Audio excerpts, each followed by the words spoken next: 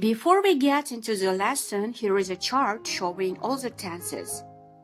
There are 3 times: present, past, and future.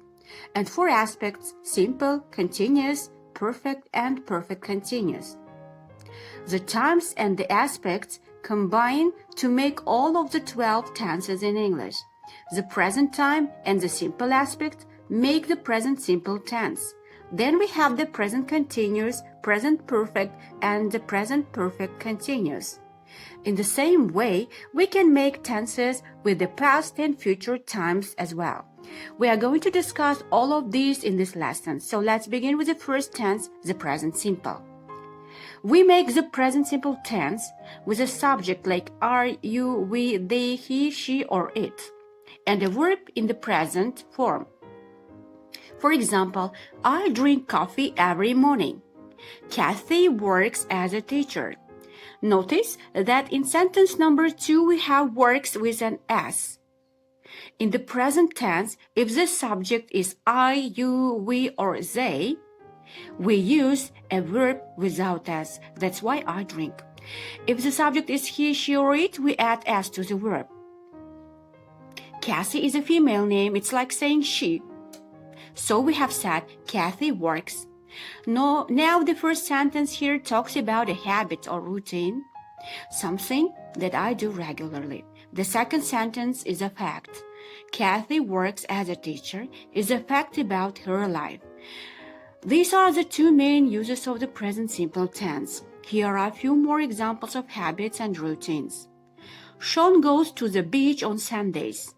Children often play video games after school. And here are some more facts you sing very well. It is said as a fact about something's ability. Water boils at 100 degrees. Notice that the last sentence is a fact about the world. So facts can be about people or they can be about things in the world. So that is the present simple tense. The next tense is the present continuous. We make the present continuous tense with a subject am, is, are, and verb continuous form. We say I am, he is, we are.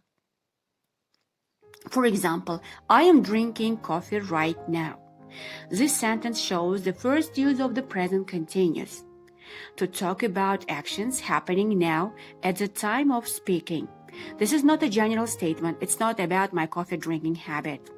It's about what is happening at this moment. I am drinking coffee. Here are 2 more examples. We are having breakfast. It's raining outside. These sentences also express what is happening now. This is the first use of the present continuous. The second use is to talk about temporary activities. Like Arun is learning to play the guitar. It means Arun is taking guitar lessons maybe twice a week. So he's in the process of learning to play the instrument. A couple more examples. I am watching a really interesting TV series at the moment. My sister is staying with us for a couple of weeks. The third use of the present continuous is to describe changes that are taking place or happening now. English lessons on YouTube are becoming very popular. It means that the popularity of English lessons on YouTube is increasing. Here are some more examples. The price of crude oil is falling rapidly. Scientists say that the Earth is getting warmer. So remember that the present continuous tense is used to talk about actions happening now, temporary activities, and changes that are taking place. Alright, so we have discussed the present simple and the present continuous tenses. Let's now talk about the past simple and past continuous. Past simple first. We make the past simple tense with a subject and a verb in the past form. This tense is used to talk about completed actions in the past. For example, I played soccer with my friends last Saturday. Karen gave us a present for our wedding anniversary. The verb in the first sentence is play. We make the past form by adding ed to it. We do this for most verbs, but some verbs have special past forms. You see that in sentence number 2, gave, this is the past tense of the verb give. We say give, gave, given. Given is the past participle of the verb 3 form. These types of verbs are called irregular verbs. There are no rules for making past forms with them, so you have to memorize the correct form. You see some examples on the screen, but of course there are many more in English. Alright, here is some more past simple tenses sentences. We received the package this morning. My grandfather built this house in 1968. Antonio lived in Malaysia for 5 years. Okay, let's now move on and talk about the past continuous tense. Here is a sentence first. I was having dinner with my family when the doorbell rang. We are going to put the sentence on a timeline. That side is the past, in the middle is now, and over on that side is the future. Our sentence says, I was having dinner with my family. This shows an unfinished ongoing action in the past. I was in the middle of having dinner and something happened. The doorbell rang, so I had to put down my spoon and fork, get up from my table, and go and see for who it was. So the past continuous tense talks about an unfinished ongoing action in the past and normally talks about unfinished situation. We also mention in other finished actions that interrupted. We make the sentence with the subject plus was word plus verb ing form. We say was for the subject he, she, it, I, and were for you, we, they. If we mention a finished action that interrupted the continuous action, it is in the past simple form, subject plus past tense verb like the doorbell rang. Here are a few more sentences. It was raining when Priya left for work, so she had to take an umbrella with her. The power went out while the children were studying. Here we mention the continuous action second. The children were studying and the single finished action first. The power went out. While we were waiting for the bus at the bus stop, we saw a car accident. Thankfully, nobody got hurt. Okay, that's the first for the past continuous tense. But before we have on to the next, let's do a quick comparison of the 4 tenses we have looked so far. I drink coffee every morning is in the present simple tense. As you can see on the timeline now, the sentence expresses a habit or routine, something that happens regularly. I am drinking coffee right now is in the present continuous tense. It means that I am doing this action at this moment. I drank coffee yesterday expresses a finished action in the past, that coffee is gone. So the sentence is in the past simple tense. And in the last sentence, I was drinking coffee this morning when I got a phone call from my boss. We see 2 actions. One is an unfinished continuous action. I was drinking coffee. And in the middle of that, something happened. I got a phone call from my boss. That is a past simple tense form. So my boss said, we need you at the office. It's important. Get here right now. And I had to throw out my coffee and rush to work. Anyway, let's move on. We're now going to look at the present perfect tense.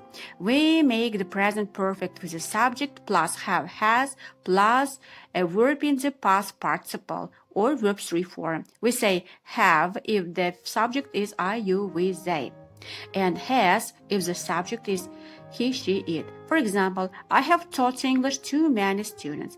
Ashley has visited France 4 times. We have seen 2 movies this week. The present perfect tense has 2 main uses. These sentences show the first use to talk about experience. Sentence number 1 is about my experience in my teaching career. Of course, I am still a teacher, so my career is not finished. It's continuing. We can say I have taught English to many students in my career, but that's not necessary. It's understood.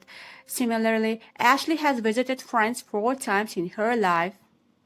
So the time period here is actually life, which is still continuing. In this third sentence, the time period is this week. Maybe today is Wednesday, so this week is not finished. We might see another 2 movies before the end of the week. So in these sentences, the time period is continuing or ongoing. My career, Ashley's life, and this week. But if the time period is finished, we just use the past simple tense. I taught many students when I was a teacher. In this sentence, my career is over. It means I'm not a teacher now. I was for some time. During that time, I taught many students. But then I quit that line of work and became a pop singer. Ashley visited France in 2015. 2000 is in the past. We saw 2 movies last week. Again, last week is gone. So this is the first use of the present perfect to discuss experience in continuing ongoing time periods. The second use is to talk about recent actions or events. For example, I have finished my homework. You can imagine a kid saying this to her mom. Well, when did she finish her homework? Maybe 5 minutes or 10 minutes ago, but that's not important.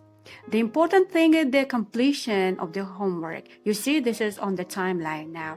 The girl finished the homework just a few minutes ago, but she's not saying the specific time because it's not necessary.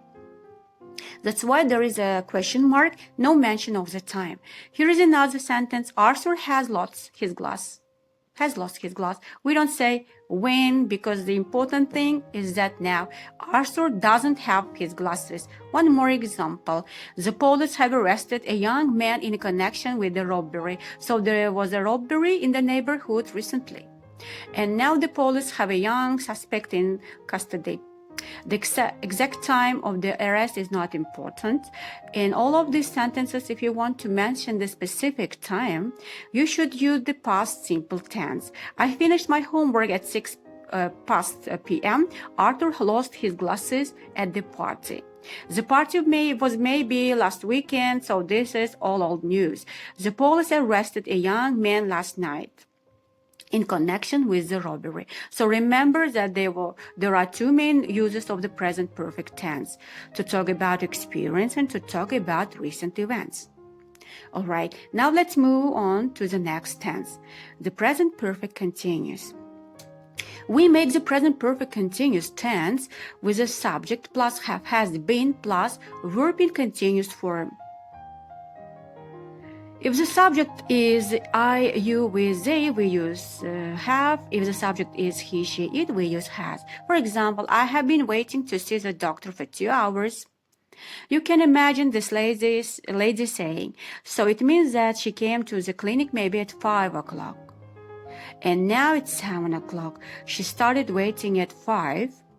2 hours have passed. Now, and she's still waiting. So the present perfect continuous tense talks about the actions that started in the past and is still continuing. In this sentence, we can also say, I have been waiting since 5 p.m. The difference between for and since is that for talks about the amount of time, like 2 hours. Since is used to mention is the starting point of the action, like 5 p.m. Here is another sentence. He has been playing tennis since he was a child. He started when he was little, maybe when he was 5 years old, and he still plays it. Let's say he is 25 now. He has been playing tennis for 20 years. A few more examples. She has been learning English for 8 months, since last October. Or maybe we have been living in this town for a long time, since 1980. It has been raining all morning, since 4 a.m. Now here is the duration is all morning. In fixed phrases like all morning, all day, all week, we don't use for. But you can say since 4 a.m. if you want to mention the starting point. I want to alert you to common mistake. If you say, I'm waiting to see the doctor for 2 hours, or he's playing tennis since he was a child, those are not correct. You can say, right now, I am waiting to see the doctor, or he is playing tennis. But when you mention the amount of time, like 2 hours, or when you mention the starting point, like since he was a child, you must use the present perfect continuous tense. This is true with the other sentences here as well. So keep this point in mind. All right. So this is the present perfect continuous tense. Let's move on to the next tense, the past perfect. Before we talk about past perfect, take a look at this past simple tense sentence. When we got to the theater, the movie started. There are two past actions here. Got to the theater, which means we arrived there, and the movie started. You can see in the timeline that we got to the theater first, and then right after that, the movie started playing. But what about this sentence? When we got to the theater, the movie had started. That means the movie started before we got to the theater. So the movie started first, then we arrived. This is the past perfect tense. We make it with a subject plus had plus a verb in the past participle form. When we have two actions in the past, we use the past perfect to clearly show which action happened first. Here is another example. I was sick because I had eaten too much the previous night. Two actions, I was sick and I had eaten too much in the previous night. Which happened first? I had eaten too much food. Then the next day, I was sick. Next example, the girl looked very familiar. I had seen her somewhere before. First, I had seen her somewhere before, maybe a few years before. So, she looked very familiar. Joel rushed to his boss's office, but she had gone home already. She had gone home already. So when Joel rushed to see her, she wasn't there. As you can see, the past perfect tense is really easy. Just remember that when we have two past actions, we use the past perfect. If we want to clearly indicate which happened first, we do this to avoid confusion in the order of events. Alright, let's turn to our next tense now. This is the past perfect continuous. This tense is just like the past perfect simple, except the first past action is continuous. For example, I felt really tired because I had been driving all day. So you know that I felt tired at some point in the past. And that was because before that, I had been driving that entire day. So the early past action was a continuous one. We make this tense with the subject plus had been plus verb ing form. Here is another sentence. She had been waiting for 2 hours when the doctor finally arrived. Remember the lady who was waiting for the doctor? Well, the doctor came, so her wait ended. But before that point, she had been waiting for 2 hours. Here, the past perfect continuous form comes first in the sentence. But that's okay. Some more examples. The ground was wet because it had been raining. It had been raining first, and so the ground was wet. When he quit his job at the factory, he had been working there for 12 years. So remember that the past perfect continuous tense is used to talk about a continuous action in the past. Before another finished action, alright, it's time now for another review. We are going to do a quick comparison. Of the 4 perfect tenses we have looked so far, I have washed the dishes is in the present perfect tense. It focuses on the completion of the action and doesn't mention the exact time. But you understood that I finished washing the dishes maybe just a few minutes ago. I have been washing the dishes for half an hour is in the present perfect continuous tense. It means that I have not finished washing them yet. I started half an hour ago, and I'm still doing it. When I left for work, I had washed the dishes. Here, I had washed the dishes is in the past perfect tense. It means that first finished washing them, and after that, I left for work.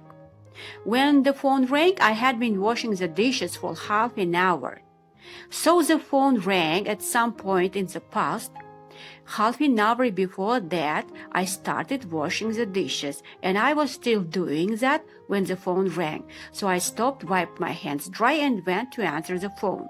Alright, now we move on talking about the future. The first tense for us to look at this future simple. Now this tense is a little tricky.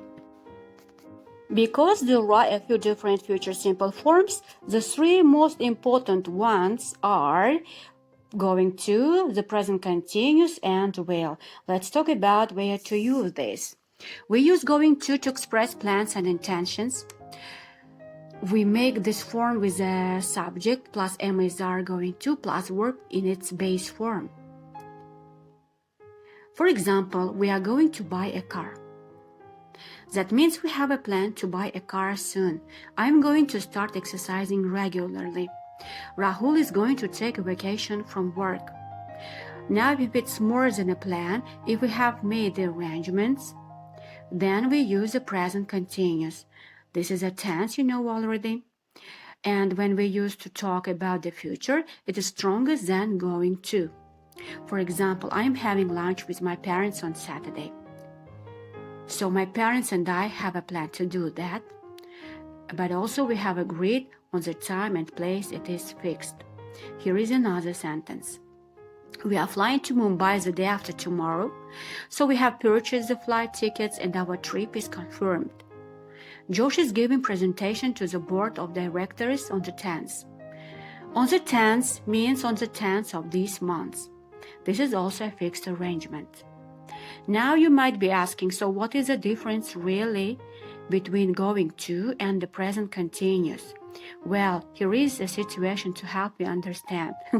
I'm going to see the dentist sometime this week. Okay, I'm laughing because of the picture. Okay, so do I have a plan to see the dentist? Yes. But do I know in exactly what day? No.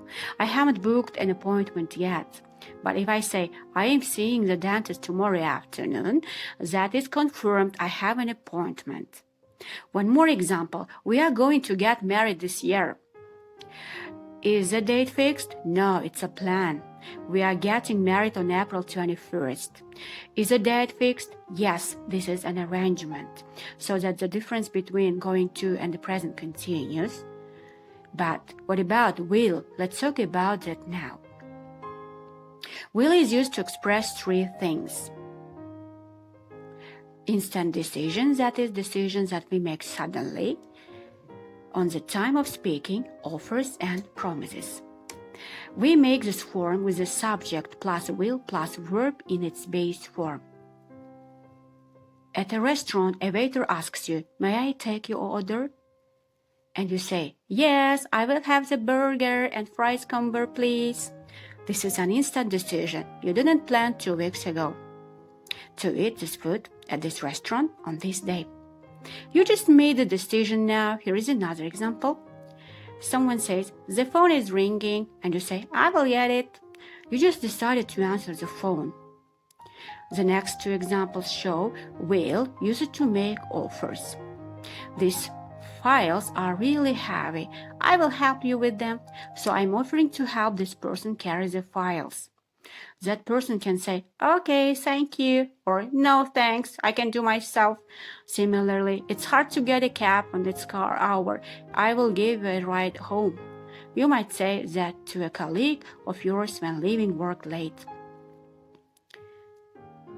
Your colleague might accept or politely decline your offer. And here is, well, use it to make promises. Can you lend me $200? I will pay you back next week. Thank you for your email. We will respond within 2 business days. Alright, so far we have talked about expressing plans and intentions with going to, fixed arrangements with the present continuous, and the 3 uses of will, instant decisions, offers, and promises. But there is one more future function that you need to know about, and that is making predictions. To make predictions or guesses about the future, we can use both will and going to.